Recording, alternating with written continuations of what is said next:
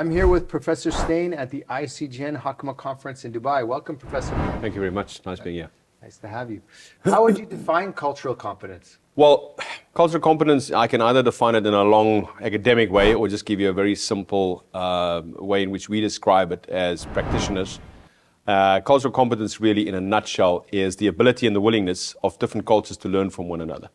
So if I find myself in an organization, which in most cases is true for all organizations today, or most organizations today, where I have a multicultural workforce, as opposed to thinking that my way is the best way of doing it or the right way of doing it, or I went to a better university or whatever, the bias differentiation is that people want to use to reach out and to learn from other cultures within the organization and then also externally. It's really that growth mindset and that intent and willingness to learn from other cultures. That's how we would describe cultural competence. So what is the CC index? Well, it's interesting what we have found. I've been in strategy consulting now for almost 3 decades. And one of the things that I've found is it doesn't matter what you try and say sell to boards or leaders of organizations, there's got to be a link to bottom line. They want to see how this shows up on the financials. They want to measure the contribution.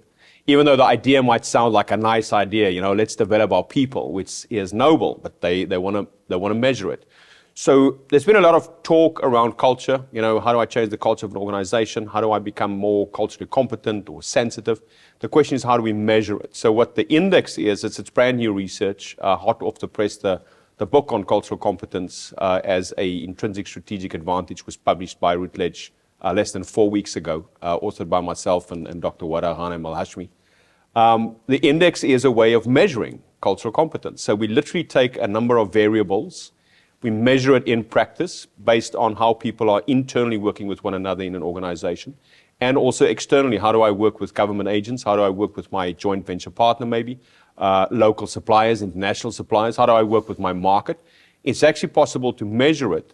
Henceforth, we refer to it as an index. And that will give you an indication of if I can improve my index number, is there a direct correlation to how I'm performing financially or not? That's the background to the index. And how does that relate to board governance? Well, it's an interesting question.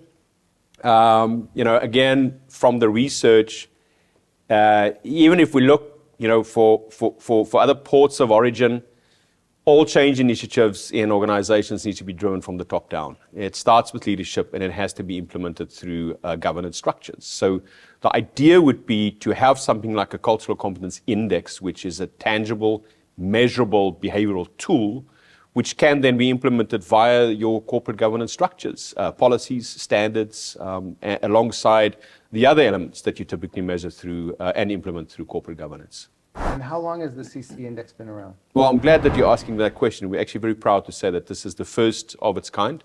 We didn't go and find a cultural competence index from somewhere else and amended it and try to improve on it. This is brand new research, just been published.